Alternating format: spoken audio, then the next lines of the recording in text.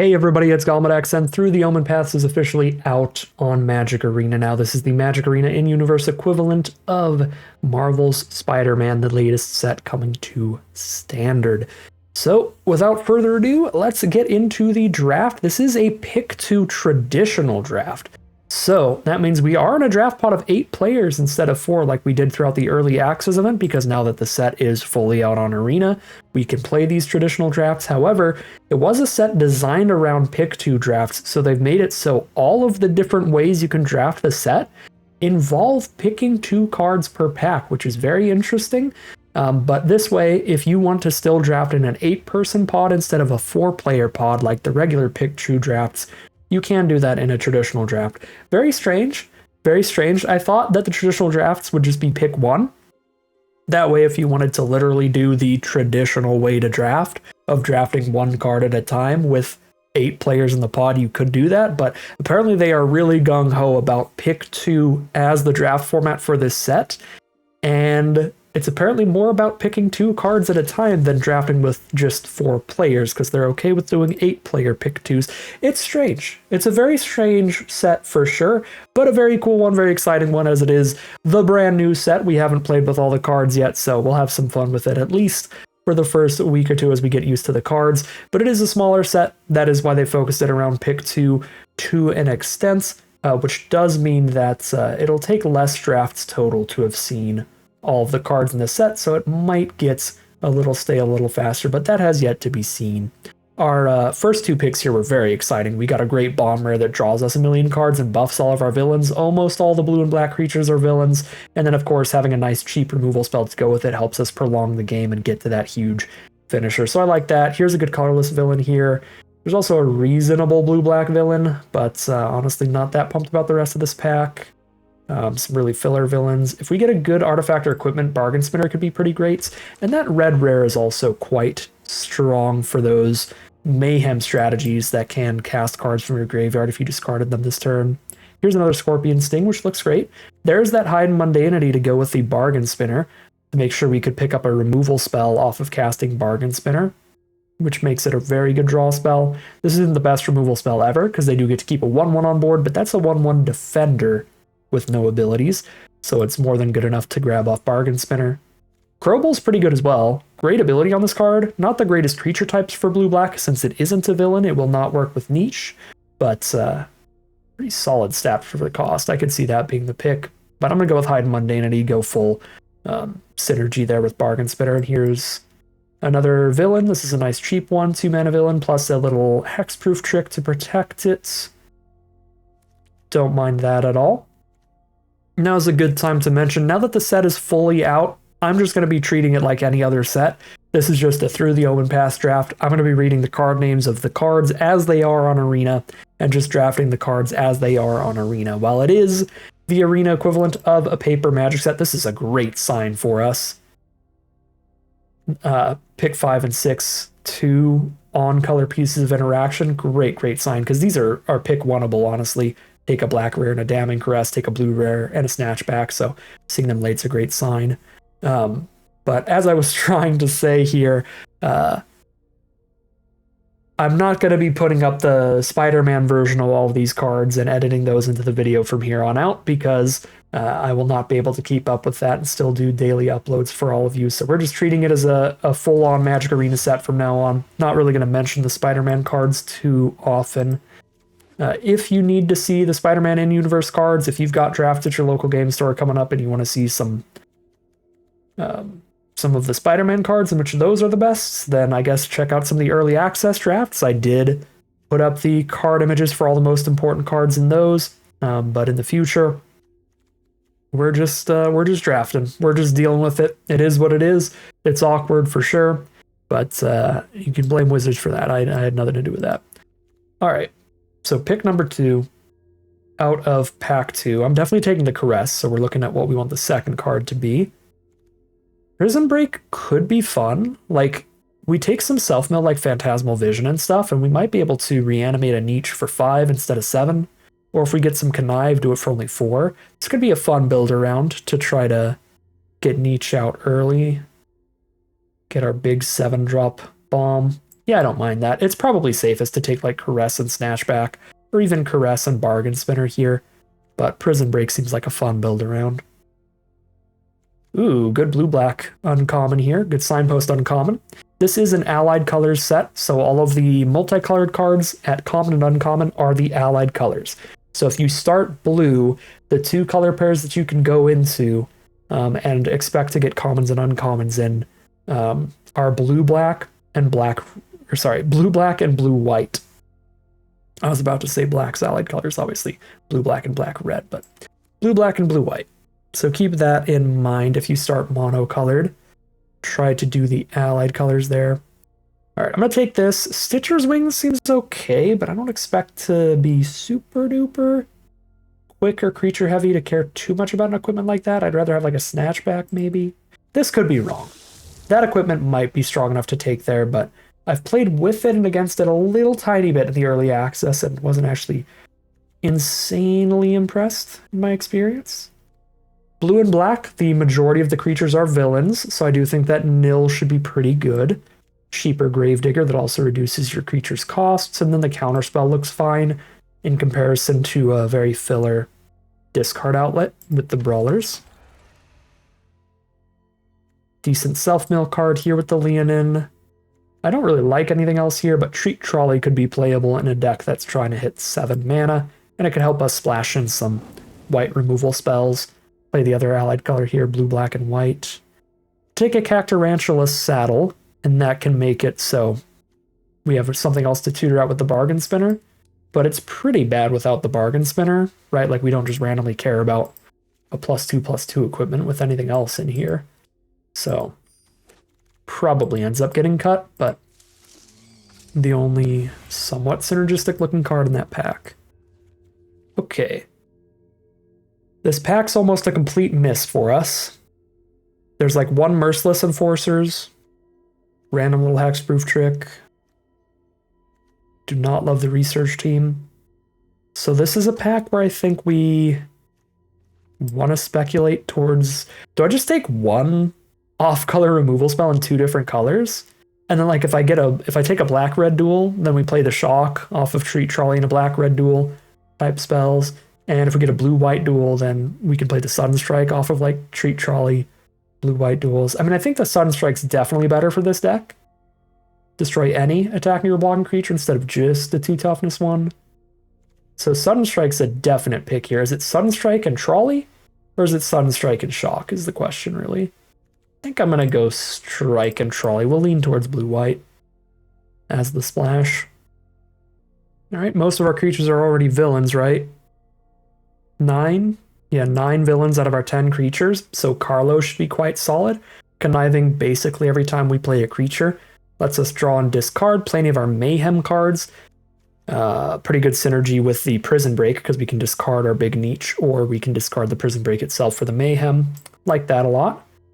Wekdu's got good synergy with the Carlo, good synergy with Conniving in general, and it's another villain for the deck, so I like that. Also, the counterspell's fine. I don't really think I want a third Treat Trolley here. So this in the counter, or this in the Wekdu. We'll take this in the Wekdu. Get that creature count up. It's now up to 12 creatures. Another one that looks quite reasonable here is Tethex. If we discard it or mill it, it has a perfectly decent ability in our graveyard where we can get some value out of it. And it's just a villain if we ever cast it regularly. I guess Symbiosis also gives us a little value from our grave, but we have to discard a card to play it from grave anyway, so it's like a discard draw one. I'll just take a second Clandestine Work. That kind of self-mill there. Arala for sure, another card with a decent graveyard ability. Second copies of Legends are always significantly worse than the first copy, but I still think Wekdu's probably more worth it than Gravestone. It might be low enough on that to actually take the Shock here, because I'm still on just that one white removal spell.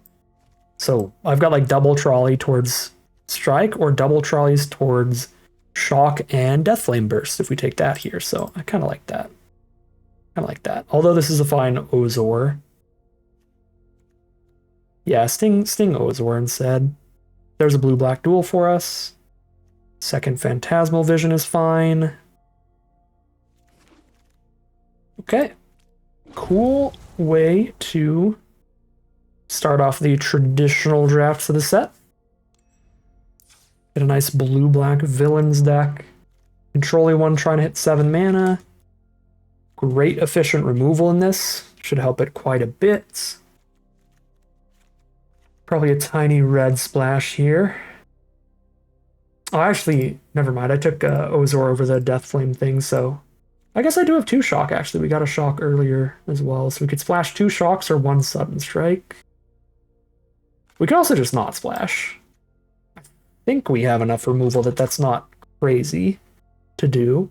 I have 3 Scorpion Sting and 2 Damning Caress, as well as a counterspell, as well as a Hide and Mundanity, as well as some snatchbacks. Okay, yeah, we don't need to splash around for interaction. We've got a good amount. I'm going to cut the saddle, I think, for sure. Temple Trap looks pretty mid. And without a splash, Treat Trolley goes down a lot in value. I do have one, like, 7 drop that's pretty good to get to, but outside of that, the curve is not the craziest. Like, the 1 of 7 drop is the only thing that makes the trolleys interesting now. 14 creatures.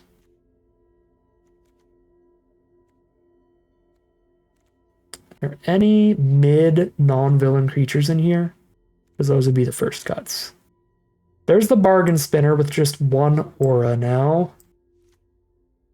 Which I would say is mid, right? Because if we draw Bargain Spinner before we draw Hide Mundanity, then Bargain Spinner is going to be great. Solid value play. If we draw Bargain Spinner after we draw Hide Mundanity, it's going to be very mediocre. A 4-mana 3/2 that only has flying during our turn and has no other abilities or stats. Doesn't even have a relevant creature type for this deck because it's not a villain to connive with Carlo or get buffed by Nietzsche or to reduce the cost of Damning Caress. And it's a 50-50, whether we draw Hide Mundanity first or we draw Bargain Spinner first. So we're taking a coin flip on getting a solid card or a terrible card. I feel like that coin flip's probably not worth it. This is probably the worst creature in our deck for synergy reasons. I'm going to drop the Bargain Spinner. And then some combination of these. Still keep that creature count at 13 at least. Certainly lower than normal, but our deck's a little more controlling and interactive. I think that's fine. Secret Identity gets worse the lower your creature count is. Because then you're not casting it as often, obviously, to protect your creatures. You don't have too many creatures out as often. Although it does get better when you have huge creatures to protect, like Nietzsche. If anything, I'd rather keep Interception than Secret Identity. It's a lot more mana to cast, but it can do a lot more than just protecting one creature. While also being able to do that, to fill that role.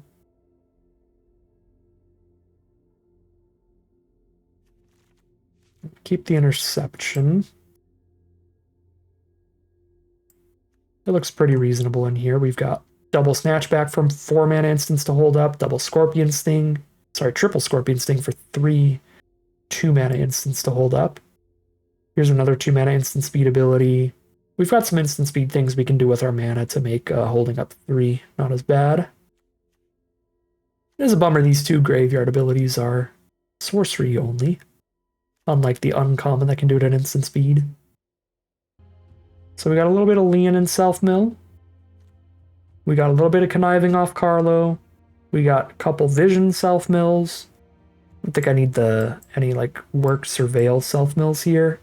And I've got some decent value plays without dedicated card draw. Feeling like cutting the Clandestine works.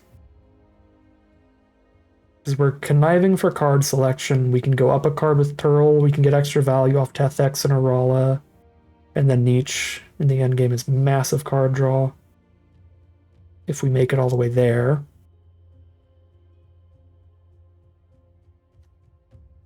Kind of feeling Secret Identity is the last cut. This lower creature count. Sure. Blue-black villains. We'll start us off with the Through the Omenpaths release. Cool deck, solid looking deck. Yeah, we'll call it there, hop into gameplay, and see how this does. Alright, here we are for game 1 of round 1. A reasonable opening hand, multiple Scorpion Sting to protect ourselves, and an early threat with Gororel. Scourge to Spiders. Our opponent is on Rakdos, which is the Mayhem strategy, where they could play some cards out of their graveyard the turn that they discard them for extra value. A lot of cards to like discard a card and draw a card, so that if you play that kind of card, you discard something with Mayhem, and then cast it from your grave, you're fully up a card. You no longer kind of have to discard a card to draw the card. You're just casting whatever you discarded anyway. So you're turning those into just pure upside. It's the knife trick, and that's what I'm talking about, right? The downside would be discarding a card to get it for that reduced cost, but discarding a card just makes their Kivney even cheaper and even better here. They have another 1-mana Mayhem card? No. I'm surprised they actually chose to discard the 2-mana 3/1 for a single +1/+1 counter. I think that's actually quite beneficial to us because we have the cheap removal to kill Kivney. Now our Scorpion Sting essentially kills Kivney and the Full Throttle Fanatic. So that's great. That puts them down to just 2 cards left there. Now playing off of the top deck. So now there's 4 lands, 2 cards in hand. Yeah, if we can stabilize, should be in a great position. There's a Spider Coach. They don't have the power and toughness needed to crew it yet, but when they do, that'll be pretty threatening. But it'll be small enough to sting it before it gets the buff. Let's actually go for the Enforcers over the Entropic Hunger here. That way, should they cast a creature and go for the Crew Spider Coach attack, I have the kill on it before it attacks and gets the buff. Alright, yeah, there's the last card in their hand. It's an Infernus here, which is pretty decently big. I guess that was my last opportunity to sting the Infernus instead of the Spider Coach. I probably should have done that, but I kind of blazed over that ability. Yeah, too late to kill it with Sting now. Yeah, this is certainly worse value than just having killed Infernus when it entered. Well, there's Snatchback on Infernus. That'll let them draw another mountain out with it. But they have to sack one and then redraw it out. This is a fine time to just play Ozor Pass. 4 or 5 hexproof on blocks. They have to top deck a mountain to get into Ozor. And they top deck a swamp. So we are stable. And then flying... Oh, this thing has vigilance too? This thing is nasty. Turl is going to be our win condition here. The life totals are going to quickly just run way in our favor. I got Goro for some more flyers now, and this is an instant speed ability, so I can hold up Snatchback if something weird happens.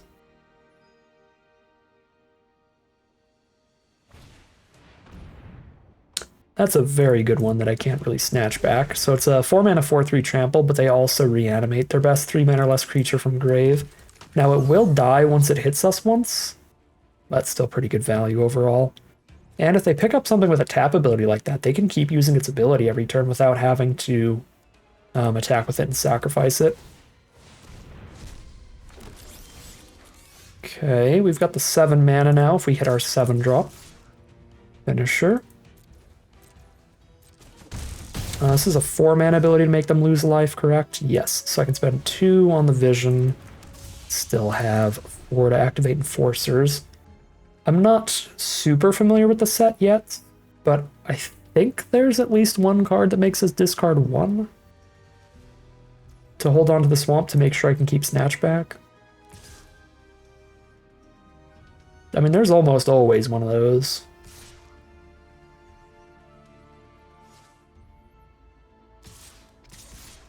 Oh, they're just going in. Maybe not. Decided against it. Some kind of weird combat trick coming in here. Definitely has to be something that buffs their creature if they want to get into our 4/5 hexproof. We have so many villains on the board, they cannot shut off this hexproof.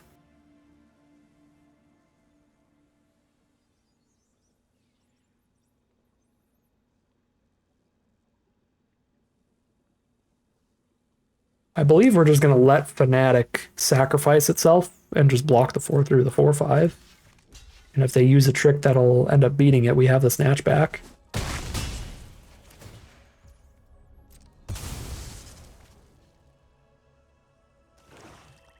Just a swamp. Looking great for us. Mill an island. Put them to 6, pass.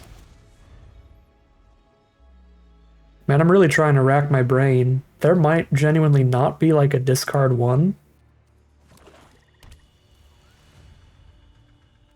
There we go. I don't have a response to nice deck. I can't say thanks. The thanks emote doesn't show up.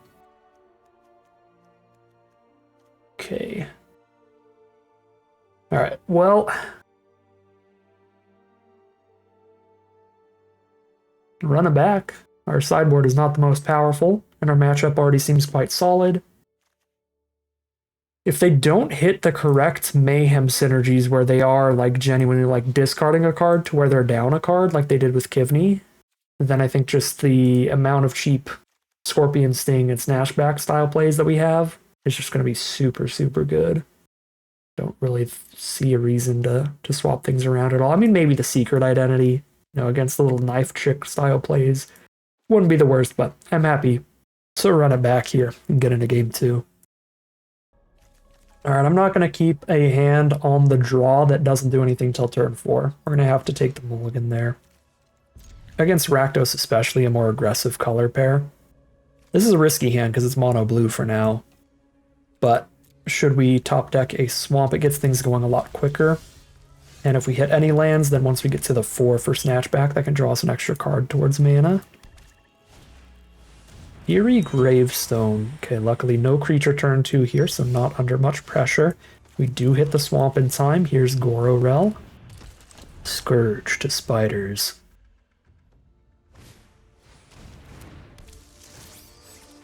That is a spider, but it's already low toughness enough that Goro would already trade into it.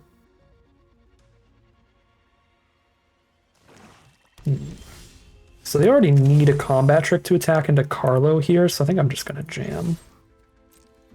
Rather than hold this up in case they like blow up Carlo.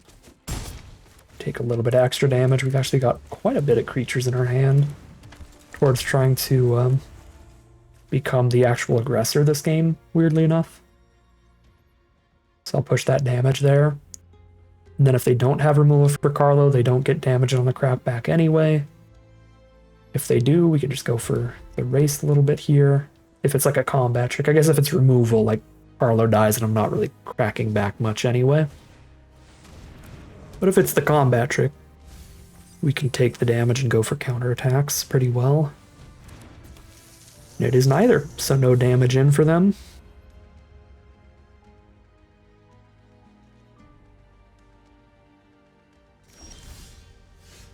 Now we can clear out the Death Toucher, gain 2. Would it be crazy to let Carlo trade off? No, that's just good for us. If Carlo kills Surveyor and Skittering Kitten and we get a 2-for-1 on them, we saw how good just getting an early 2-for-1 can be, running them out of cards quickly. Because those both have 1 toughness, we'd be wiping their board here on the double block.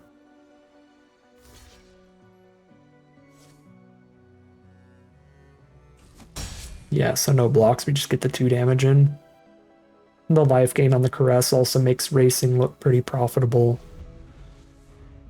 if they don't want to take the trade. So we're doing 3 damage maximum.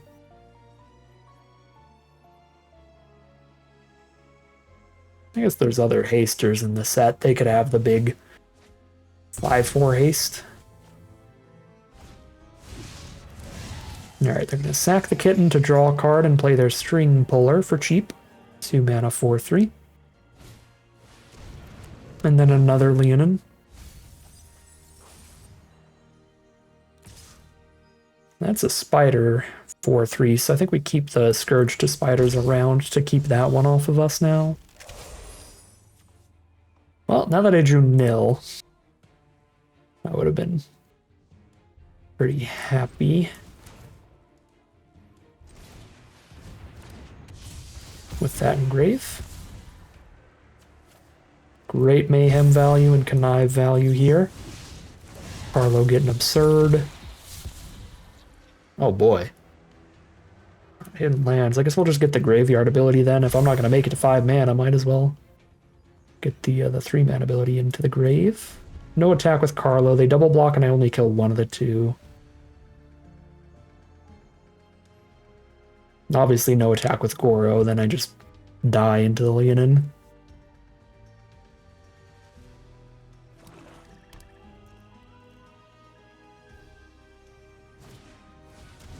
There's Kivney. Final card in hand. Is it a Mayhem card or a basic land? It is a Mayhem card. It's the one-sided -2/-2. If you Mayhem it, very good here. Lets them get a big attack in because Carlo doesn't get to block well either. Okay, well, blocks the Surveyor well at least. But does get that 6 other damage in. Man, it's running from us. They're playing off the top. I don't hate having a 3/5 Vigilance out here. 3/5 Flying Vigilance. The Death Toucher's still an issue. And then Kivney because of the Menace. But a 3/5 against a 4/3 holds that thing off. We take maybe 5 on the crackback. We hit for 7 a turn. I'm going for it.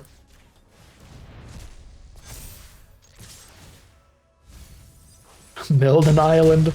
No. No, you hate to see it.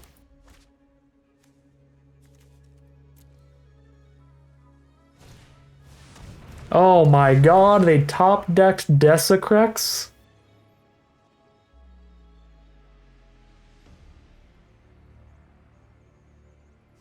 That is like the worst spell they could have hit for us. 2 more creatures onto this board off 1 draw. Okay, see what they draw off Gravestone. Flying Haster, probably. I guess I've got the 5 toughness flying blocker, so probably not. I still pick it. Because I can only block 1 creature with it, which is important. Go to 9. Okay, we do get a land, even though I milled a different land, which is good. They're at 9, I could hit for 7. Bouncing Desecrex. But then because of the Riot, they could haste it back out. That is so, so bad. So let's just get the Vigilant attack in and play it safe here. Hold up Snatch back.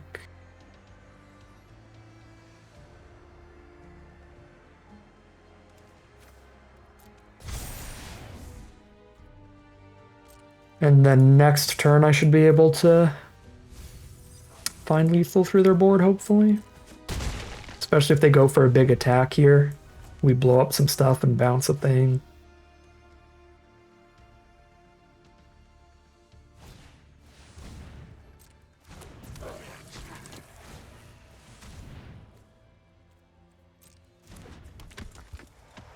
Oh, it's only the spiders that have Riot, so that actually wouldn't have had haste.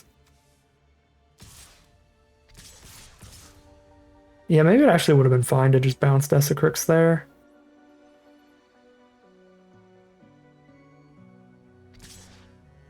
And send both. But this looks like it played perfectly safe, and we'll just get the kill next turn still. Because this is already... Like, I don't take lethal, and then I crack back for lethal. I don't even have to cast Snatch back here. Because they can't block the Menace. Yeah, there's the GG. Alright. 2-0 for our first round. Really good showing from the blue-black villains. Alright, round 2. Here we go. This will be a keeper. It's got great mana in it, and we get to start our curve out on turn 2 with Vision or Enforcers. I'd rather play Vision on the defensive here, the better early blocker. Rizna's pretty terrifying. Luckily, we did top deck the 2-mana removal. We got 3 different stings in this deck. And 2 snatchbacks. So I guess the odds were not atrocious. We'd find one of those. But pretty important. Pretty important, because they attack with Rizna and the Steel Web Surveyor, and they're getting a counter on this. Eventually, it's just drawing them extra cards. We definitely want to pop that thing off the board as quickly as possible. Now, it only gets 1 counter per turn. So I can still lead with the Phantasmal Vision, which means if they want to get the counter on Rizna here, they're chump attacking Surveyor into the Vision. So they have to throw some removal out very early to throw the Vision off the board. Or they have to like combat trick the Surveyor here. Oh yeah, spend all of their mana on a knife trick on the 1/3. I am perfectly fine with this outcome. And now we kill Rizna before anything important happens and they just have only 2 cards left in that exchange. After their mulligan. This looks good to me. Symbiosis the Menace is big here, but the lifelink can beat that, and obviously the Damning Caress can really beat that. Be more mana efficient by dropping Wektu first, but I think the lifelink is pretty important here. I guess their hand could be the fact that they had 3 mana to play around with, didn't play any creatures, they just played an aura. Their hand could just be more removal here, where it's much better to flash in a creature in their end step than play something to die to sorcery speed removal. Yeah, like they go to the end step here without playing a creature. Feels quite likely we play Enforces, it just dies. But this way we get to have a villain on board for the Caress, so I can play Caress and Enforcers double spell as efficiently as possible.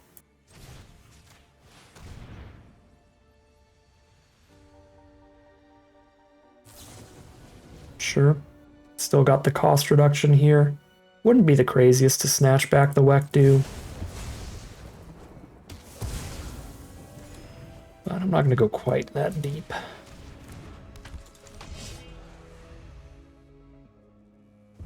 Perfectly fine with Enforcers and holding this as an interactive play. I would really like to get the, yeah, it was Sorcery Speed removal in hand as assumed. I would really like to get the card draw off the snatchback here to draw towards the 7th mana for Nietzsche, because Nietzsche will just auto-win if we get it. Could wait till they try to put the Symbiosis on there to like 2-for-1 them. But again, just trying to get to Nietzsche here. This is a better card on board than Teth-X, because it, again, just the life total swings are massive with it. They don't have reach on the string puller. Prison Break if I discard Nietzsche, but I don't have a way to do that. Still doing fine. These are really good draws. Like the 4/5 just completely stops the string puller if they don't throw Symbiosis on it. And if they do, we're winning the race because the lifelinker anyway. Sure, Symbiosis on it. Very good with the Mayhem card here, Kivney. What's the last card in hand? Another Mayhemmer? Oh, just a land. It's still a card where it's fine to gain the life there. They have 5 power. We got 6 toughness. I mean, I have a reanimation spell to pick something up from grave, and I have a 7 mana Oops I Win, so I think it's best to just stop the damage here. Guarantee the game goes nice and long for us.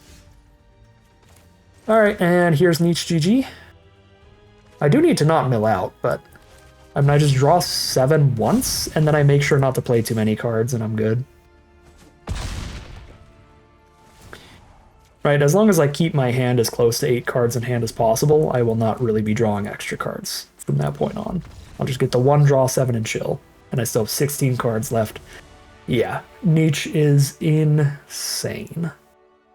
Alright, real good stuff that game once again. I think we're just really favored against Rakdos in particular. Just having the cheap removal to slow them down a little bit makes it so their late game, you know, discard an extra land to get some value or discard a land to reanimate an aura stuff. Kind of ends with them pretty far behind in card advantage. But they still have the potential early blowouts that could be scary. I don't really have any more early interaction or early blockers I can throw in for this matchup. So once again, we will run it back, see how we do in game number 2 of round number 2. Slightly risky keep here for game 2 of round 2, as we could get flooded. But if they don't have the early remover for Carlo, then this hand is very good in the sense that Carlo can both dig us out of the mana flood and potentially just like straight up draw us an extra card with mayhem abilities like Weck do. So if we top deck just like another villain or two, in the meantime, we should be fine. And if Carlo lives, we don't even need to draw anything specific to be fine here. I think Carlo is valuable enough here to, against the deck where we saw the knife trick, we saw the 3-mana deal 4, etc., to just kind of chill. Just hang out with them for a little bit. And wait till I can go Carlo plus another creature in like the same turn here. So I'm even going to go Streampour over Weck for more later Carlo value. And Interception's the perfect draw here. So I can just sit on my butt. And we wait till 6 mana, we can play Carlo, Gororel, and Mayhem the Weck in the same turn, which is absolutely wild. I'm not going to counter a 2/2 flyer. I'm going to be playing my own soon enough. They got multiple flashers here that'll be awkward, but if they cast basically anything else, be happy with the interception. Alright, multiple instants is rough. So let's see what we got here. This will probably be an instant to kill Carlo. Just ruin my day. I guess I could play Carlo and just hold up interception, but let's get the Goro trigger. Straight value town over here now. Draw, discard again. Ditch a land this time. Alright, it was not an instant to interact with Carlo. I do not know what is in their hand. Maybe like a real powerful 4 or 5 drop, and they really didn't want to run it into a counterspell. But if so, we're so far ahead on board now that just one Damning Caress is going to flip that right back in our favor anyway. Yeah, it is. It was a bomb there. The Desecrex plus reanimate something. We are fine. They actually don't have anything to reanimate. All their stuff is too expensive. Sure, buff the Weck and then honestly we just blow up the flyer instead of the 4/3 on the ground. We can deal with the 4/3 on the ground a lot easier. Yeah, we are big chillin' here.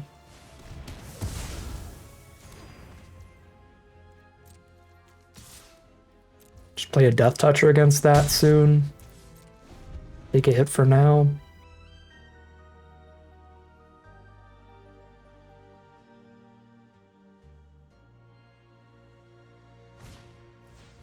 Knife Trick is super fine. On the 2/1. Take the 4. Counter the other 4/3 here. They've only got 1 card left in their hand.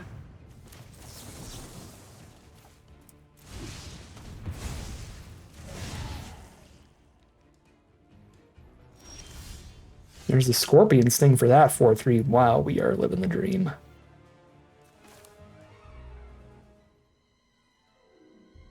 And we also have the Death Toucher for the 4/3, so we can run that out, hold these 2 up.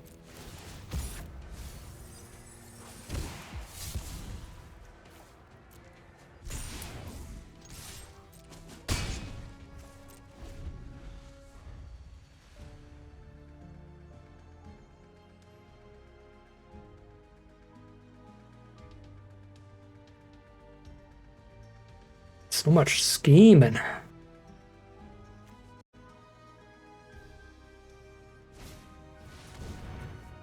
All the knife tricks.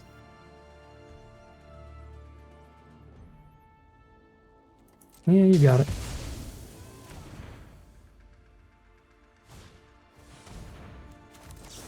Sting.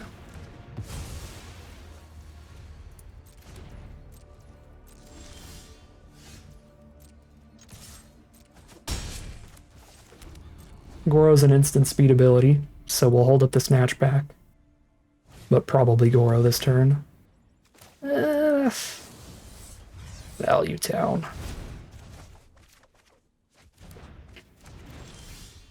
Carlo's too good to give up on.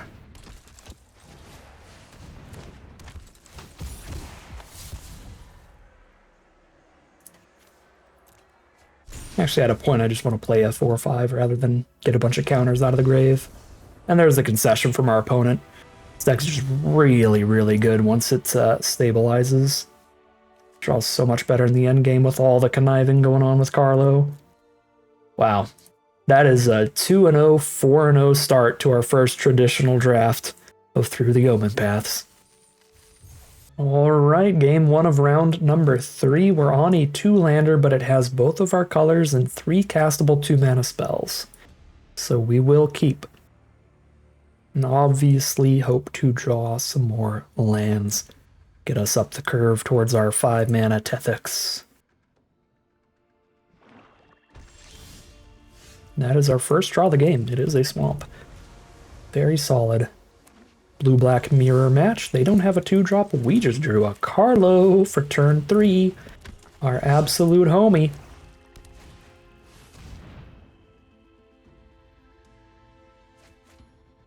We've had great Carlo luck. You would think we're like a triple Carlo deck or something here, but we just got the 1? Crazy.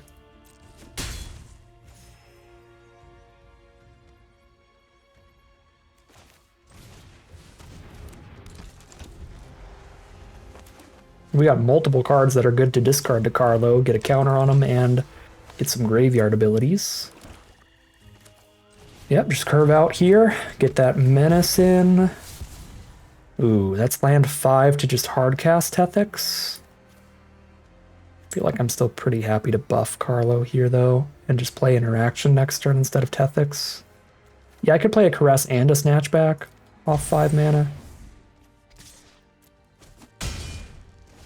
They're already down to 13. There's their own Tethix. Oh, these Snatchbacks are going to be sick against 5-drops. Oh, that's such a draw. Flying Vigilant Lifelinker. I'm a mana off from playing it in a Snatchback.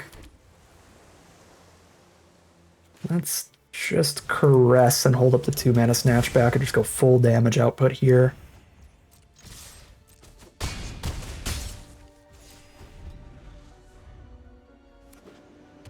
If Caress were instant speed, I might do that the other way around.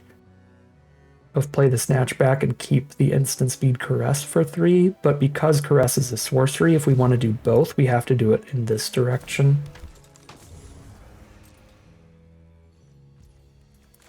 Alright, they're very dead. We just bounce Arala, and then that gets rid of Ozor's Hexproof. They're actually already dead on board to just the 1 Snatchback. Wow.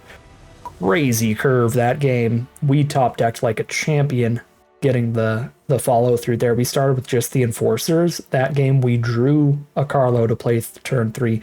We drew an Arala to play turn 4. We had all those Snatchbacks. We had all those Snatchbacks already, but drawing the cheap creatures to fill out that curve was fantastic. And again, don't have a great sideboard. I'm happy to run it back in the mirror match and see if we can't wrap up this draft. Maybe 3-0, 6-0. There's a chance now. We are still undefeated heading into round 3, game number 2. All right, our first mulligan of the day. We've had a lot of opponents with mulligans, so it is fair enough that that catches up to us a little here. I feel like get rid of the 5-mana play. Keep the rest.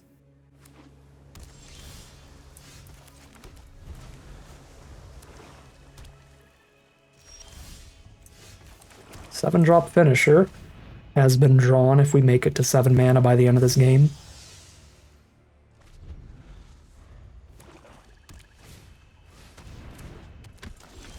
Ooh, no value nil.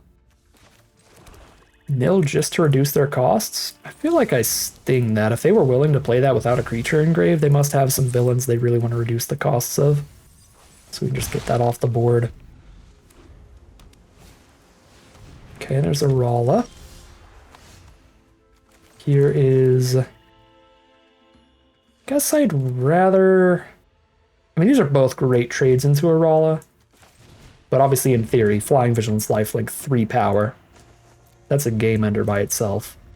Even if it has like a slightly better graveyard ability than Arala, it's also got a way better stat line on the board than Arala if it sticks around.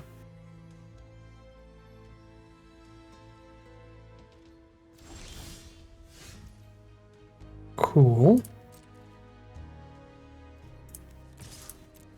I'll trade Arala into an Arala or into a combat trick. Any 1-for-1 trade is fine. Sure, Arala for Arala it is. And do they counterspell Turtle? With that excellent graveyard ability, we're not even worried unless it's an exile counterspell. 2/2 Flash Flyer. And buff it up with a Connive, make it a 3/3 maybe. Unless they discard a land, it is a 3/3. 3/3 is fine, that's still a 1-for-1 trade for Turtle.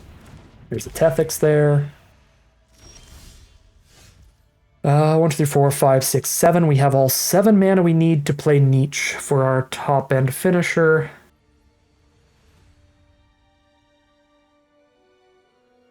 I think we're jamming then.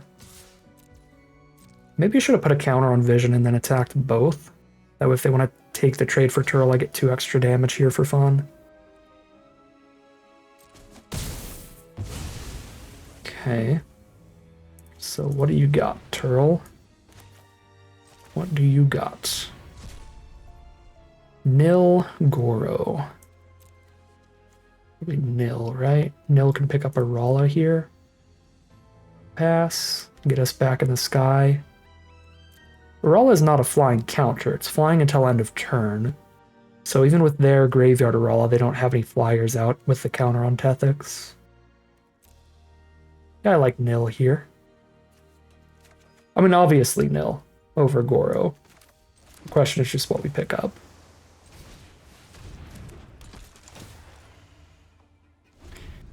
Which I guess is only a Rala. Wow. My brain is small. That was a much simpler turn than I made it out to be. Really just have the one great option there.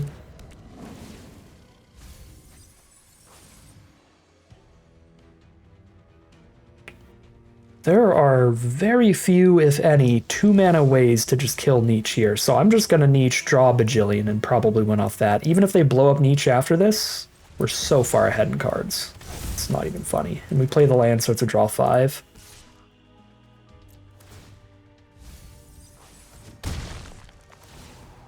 Yeah, it is 100% okay if they throw a removal spell at Niche now.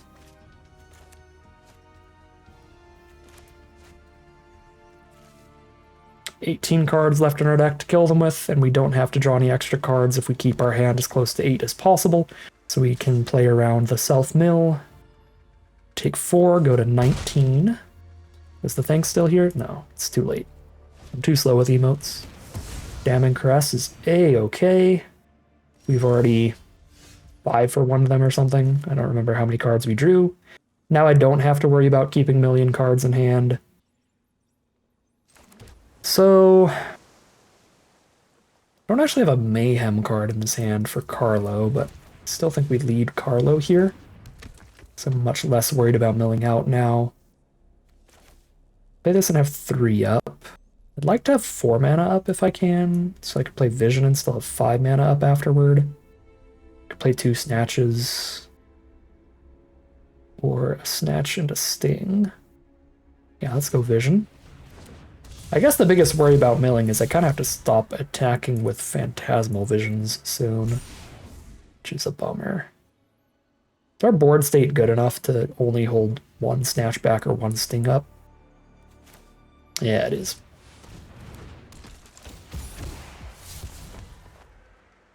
Super ahead.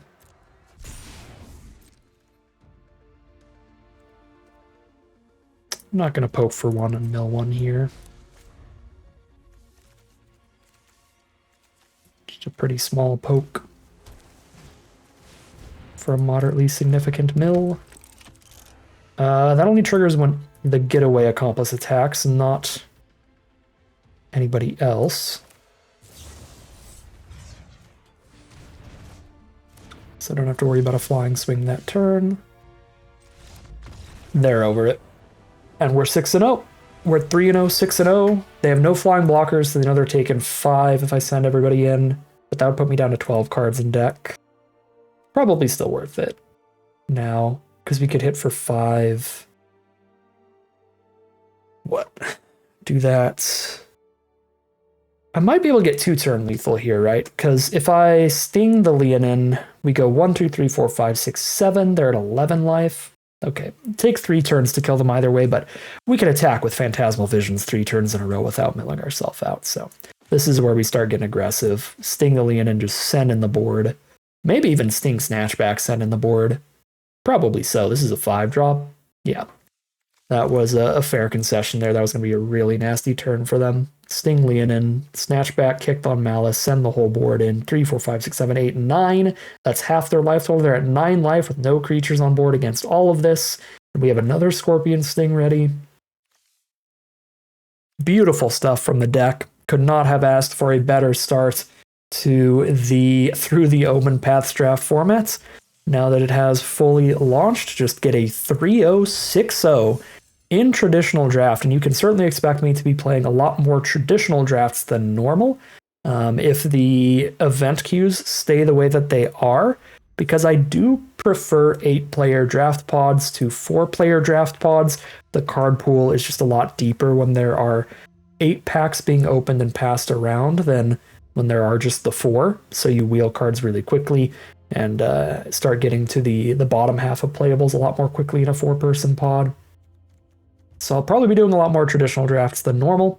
So if you enjoyed this and you're interested in seeing more, then that is good news for you. I will be doing more traditional drafts, unless they do put regular Premier drafts back up, where they're Premier drafts with 8 people. I'll do those as well, but probably going to be almost all traditional drafts, unless you all really want to see 4-player pick 2s, but those are also like really short drafts as well.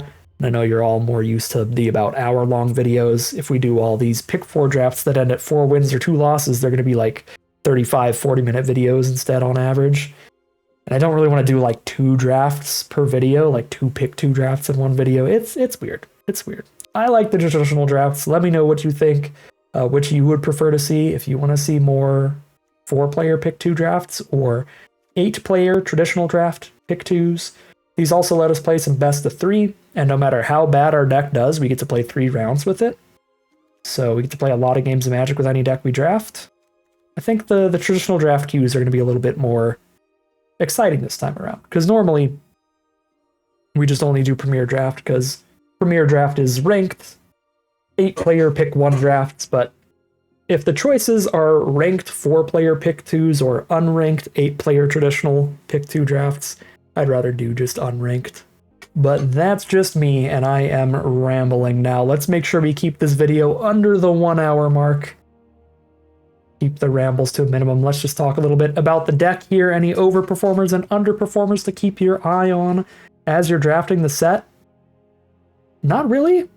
Pretty simple draft, pretty simple stuff. Basic, good, blue-black villain nonsense. Very core-setty sort of deck, very core-setty sort of experience here, where the synergies that are kind of signposted on the cards that look very obvious are very obviously good.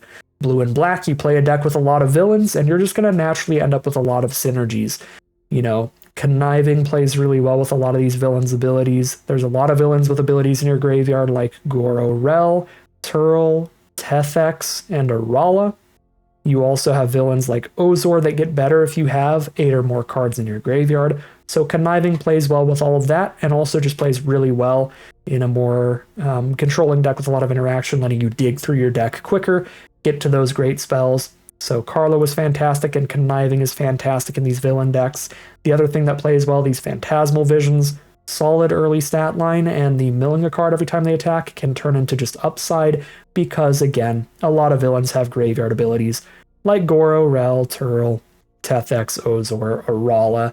Even Nil, to an extent, doesn't have a graveyard ability in terms of doing something if you mill Nil, but if you mill anything else that's good and then you draw Nil, Nil helps the deck out as well, so that's pretty cool.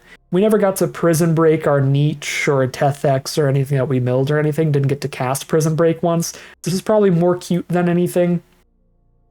So that might be the biggest underperformer, because we literally never got to cast it, but it's still like theoretically decent in here. But I think this deck had enough good consistent stuff going for it. We didn't really need to try to go for the the goofy, oops, I niched early, get got kind of play. So that was less necessary. What was the most necessary to this deck that I would say, after we got the Carlo, we got the consistent Conniver, we got like the Turl, like really good reasons to be in blue-black villains, Niche and Carlo pretty early in the draft. Like once we got those, I think really, really, really important stuff here were like Scorpion Stings, Damning Caresses, Snatchbacks, the biggest, most important MVPs of the deck, just really cheap, really efficient removal. That's standard for most decks in any format, but certainly this very interactive deck wanted all that interaction to keep the board clear, get ahead. Being able to dig towards all that was great too. Just really, really good stuff to start us off. But I will stop rambling. Now that we're at the hour mark, we'll grab our full prize out, 2,500 gems, 2 playing points, and 6 booster packs of Through the Omenpaths. And that is going to end today's video. As always, I'd like to thank my patrons and YouTube members for their support, as well as you for watching the video. If you enjoyed it and you're interested in seeing some more, you can always like, comment, and subscribe to tell the YouTube algorithm to send me some more in the recommended feed. If you'd like to catch me live, check out the Twitch channel in the link in the description below. If you'd like to support the channel directly, you can check out the Patreon link in the description below. And other than that, as always, thank you very much for watching, and I'll see you again soon for some more Magic Arena.